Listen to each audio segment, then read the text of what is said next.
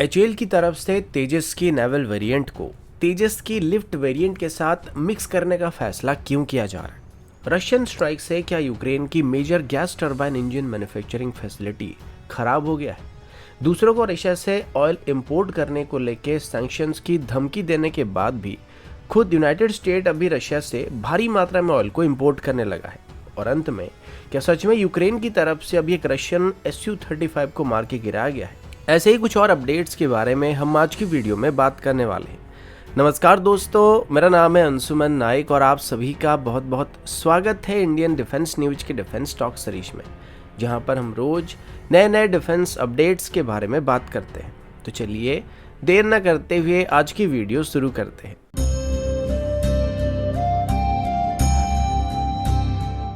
आज की पहली अपडेट तेजस की लिफ्ट वेरिएंट को लेके है। आप सभी को ये बात पता होगा कि एचएएल की तरफ से अभी तेजस की लिफ्ट वेरिएंट को मलेशिया को ऑफर किया गया है और 2023 में मलेशिया की तरफ से अपनी लाइट कॉम्बैट एयरक्राफ्ट की टेंडर में फाइनल कंटेंडर को चुना जाने वाला है। अभी बताया गया कि एचएएल की तरफ से अभी इंडियन नेवी के साथ भी बातचीत किया जा रहा है कि अगर नेवी की तरफ से भी तेजस की लिफ्ट वेरिएंट को खरीदने का फैसला किया जाता है तो ये एचएएल के लिए काफ़ी आसान होने वाला है, क्योंकि अभी नेवी की तरफ से भी तेजस की नेवल वेरिएंट को लिमिटेड नंबर में इंडक्ट करने का प्लान बनाया गया है, जो कि मेनली ट्रेनिंग के लिए इस्तेमाल होने वाले हैं, जबकि सेम एयरक्राफ्ट की परफॉर्मेंस को बेस करके आगे चल के twin engine deck based fighter को भी डेवलप करने की कोशिश किया जा रहा है। और अभी एचएएल की तरफ से तेजस की नेवल NP5 को भी तैयार किया जा रहा है, जिससे twin engine deck based fighter के लिए जरूरी पैरामीटर को टेस्ट करने के लिए इस्तेमाल किया जाएगा। इसी बीच जब नेवी में भी अब तेजस MK1 की ट्रेनर वेरिएंट को यानी कि नेवल वर्जन को इंडक्ट करने का प्लान बनाया जा रहा है, तो एचएएल का कहना है कि इनको भी वो लिफ्ट वेरिएंट के साथ ही सिमिलर बनाना चाहते हैं, जो कि वर्तमान की तेजस MK1 ट्रेनर के मुकाबले बेहतर होने वाला है। उनमें वर्तमान की तेजस के मुकाबले बेहतर एवियोनिक्स और कॉकपिट लेआउट मौजूद रहने वाला है, जो कि मेनली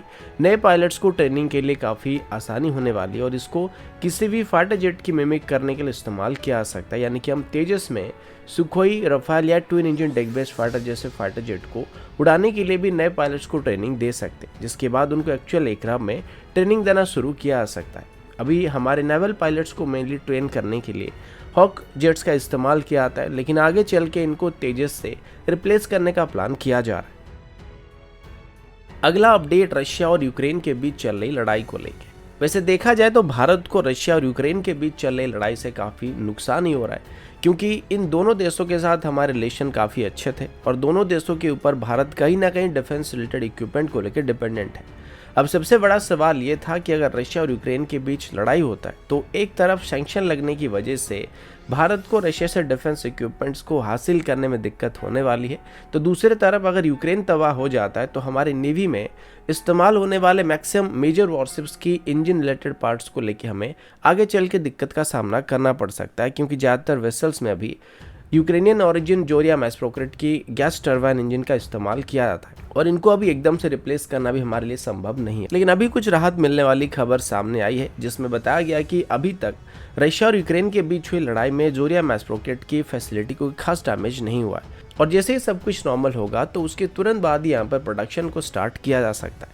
पहले ऐसा लगा था कि शायद ये फैसिलिटी बम्बार्डमेंट में तबाह हो गया था, क्योंकि हाल ही में यहाँ पर रशिया की तरफ से स्ट्राइक किया गया और इनकी फैक्ट्री से धुआं निकलता हुआ स्पॉट किया गया था। लेकिन फिलहाल के लिए राहत की बात है कि यहाँ पे कोई ज़्यादा डैमेज नहीं हुआ और इसको आगे चल के ठीक किया जा सकता है। लेकिन जब तक जंग पूरी तरीके से ख़त्म नहीं होता है तब तक ये बताना पॉसिबल नहीं है कि आगे चल के क्या क्या डैमेज हो सकता है। अभी भी रशिया में बनाया जा रहे इंडियन नेवी के लिए 2 मॉडर्न वॉरशिप्स के लिए भी यहाँ पर गैस टरबाइन इंजन को और इक्विपमेंट को बनाया जा रहा था और बाकी 2 वेसल जिनको भारत में ही बनाने का प्लान किया गया था, यानी कि गोवा शिपयार्ड लिमिटेड में भी आगे चल के बनाने का प्लान किया गया था, उनके लिए भी जोरिया मैस्प्रोक्रेट की तरफ से गैस टरबाइन इंजन को सप्लाई किया जाने वाला है। अब इनके लिए भारत और यूक्रेन के बीच 2016 में लगभग $71.6 मिलियन के कॉन्ट्रैक्ट को साइन किया गया था, जिसमें यूक्रेन की तरफ से इंडियन नेवी के लिए बनाए जाने वाले 4 एडवांस तलवार क्लास की फ्रिगेट के लिए गैस टरबाइन इंजन को सप्लाई करने के लिए फाइनल किया गया था। तब भी रशिया और यूक्रेन के बीच रिलेशन इतने अच्छे नहीं थे, लेकिन फिर भी यूक्रेन की तरफ से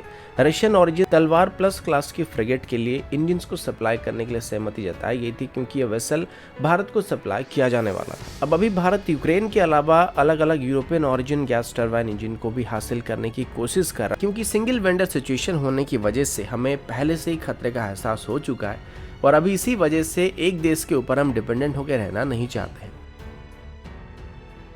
अगला अपडेट डिस्काउंटेड ऑयल को लेकर। रिसेंटली आपने देखा होगा रशिया के ऊपर पूरे यूरोपियन यूनियन की तरफ से और यूनाइटेड स्टेट की तरफ से कई नए सैंक्शन को लगाने का फैसला किया गया था, जिसके बाद रशिया से ऑयल और नेचुरल गैस को भी इंपोर्ट करने पर पाबंदी लगाया जा रहा था और खुद यूएस की तरफ से इसके ऊपर सैंक्शंस को लगाने का धमकी दिया गया था। अब पहले इसमें भारत को कहा गया था कि यूनाइटेड स्टेट भारत और रशिया की स्ट्रेटेजिक रिलेशंस को समझता है और अगर भारत रशिया से डिस्काउंटेड प्राइस पर ऑयल को इंपोर्ट करता है तो यूनाइटेड स्टेट इस पर सैंक्शन नहीं लगाएगा। लेकिन फिर उसके बाद यूनाइटेड स्टेट के national security advisor Daleep Singh की तरफ से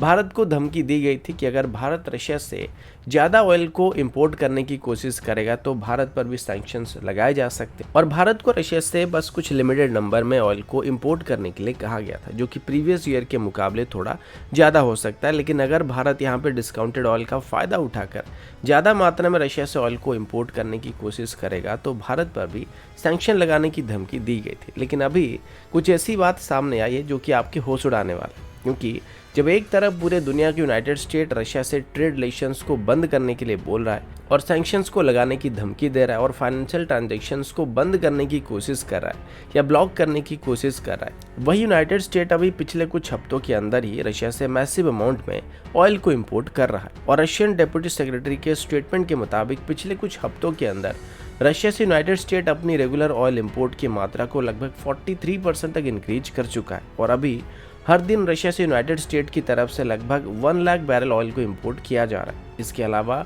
डिस्काउंटेड प्राइस पर ऑफर किए जा रहे रशियन मिनरल्स और फर्टिलाइजर्स को भी यूएस की तरफ से काफ़ी बड़ी मात्रा में रशिया से इंपोर्ट किया जा रहा है। अब इसके बावजूद अगर यूएस आगे चल के किसी भी देश को रशिया से ऑयल इंपोर्ट करने को लेकर धमकाता है या सैंक्शंस लगाने की धमकी देता है तो मेरे हिसाब से डिक्शनरी ओपन करके अच्छे गालियाँ पहले से इनके लिए शॉर्टलिस्ट करके रखना चाहिए। अगला अपडेट भारत और फ्रांस की तरफ से। जैसे कि मैंने पहले भी आप सभी को बताया था कि भारत की तरफ से अभी फ्रांस के साथ एक जॉइंट नेवल एक्सरसाइज को कंडक्ट किया जाने वाला था और अभी इसको लेके आई कुछ ऑफिशियल रिपोर्ट के मुताबिक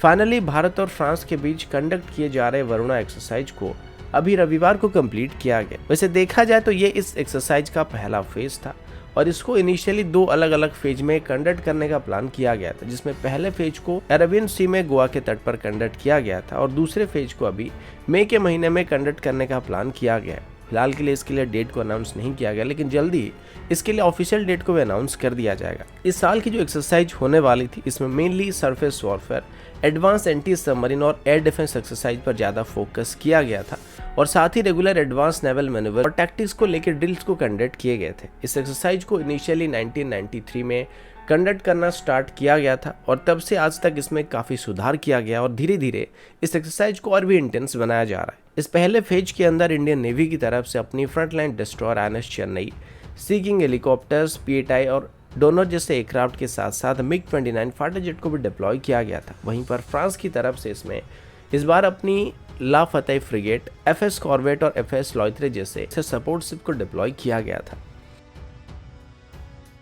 अगला अपडेट Su-35 को लेकर, जिसे रशियन फोर्सेस में अभी Su-57 के बाद सबसे एडवांस फाइटर जेट कहा जा सकता है। ये Su-27 का एक हेवीली अपग्रेडेड वेरिएंट है जिसे रशिया की सबसे बेहतरीन 4.5 जनरेशन का फाइटर कहा जा सकता है। अब इससे पहले भी यूक्रेन की तरफ से क्लेम किया गया था कि गोस्ट ऑफ कीव की तरफ से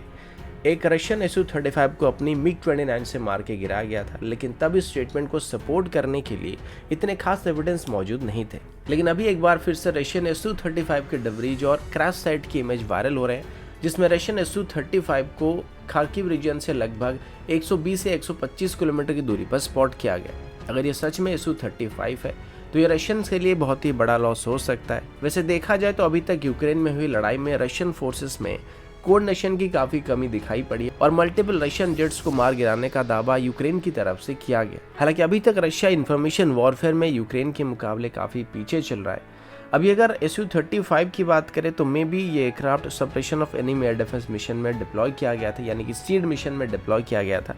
जो कि यूक्रेनियन एयर डिफेंस सिस्टम्स को टारगेट कर रहा था या रडार साइट को टारगेट कर रहा था। और इसमें अभी रशियन ओरिजिन के Su-31 एंटी रेडिएशन मिसाइल के अवशेष भी पाए गए थे, जिसका मतलब साफ है कि ये यूक्रेनियन एयर डिफेंस सिस्टम को या रडार साइट्स को टारगेट करने की कोशिश कर रहा था। और इससे ठीक पहले ही रशियन डिफेंस मिनिस्ट्री की तरफ से एक वीडियो को रिलीज किया गया था, जिसमें Su-35 से एंटी रेडिएशन मिसाइल्स को फायर करते हुए दिखाया गया था और यूक्रेनियन एयर डिफेंस सिस्टम को डिस्ट्रॉय करने का दावा किया जा रहा था। तो मे बी ये उन्हीं में से कोई एयरक्राफ्ट था जिसको suppression of enemy air defence mission में डिप्लॉय किया गया था, जिसको अभी यूक्रेन की एयर डिफेंस सिस्टम की तरफ से मार के गिराया गया है। और मोस्टली अभी तक जितने भी रशियन एयरक्राफ्ट को मार के गिराया गया है उनको mainly man portable air defence system की मदद से टारगेट किया गया था, क्योंकि इनको डिटेक्ट करना एयरक्राफ्ट्स के लिए काफ़ी मुश्किल है और ये घरों में या जंगल में कहीं पर भी छुपकर चुपचाप दुश्मन के एयरक्राफ्ट के ऊपर शोल्डर फायर मिसाइल को लॉन्च कर सकते हैं, जिस वजह से अभी रशिया को सबसे ज़्यादा कैजुअलिटी होने का दावा किया जा सकता है। तो दोस्तों अभी के लिए इतना ही, मिलता हूँ आपसे अगले वीडियो में, तब तक के लिए जय हिंद, वंदे मातरम।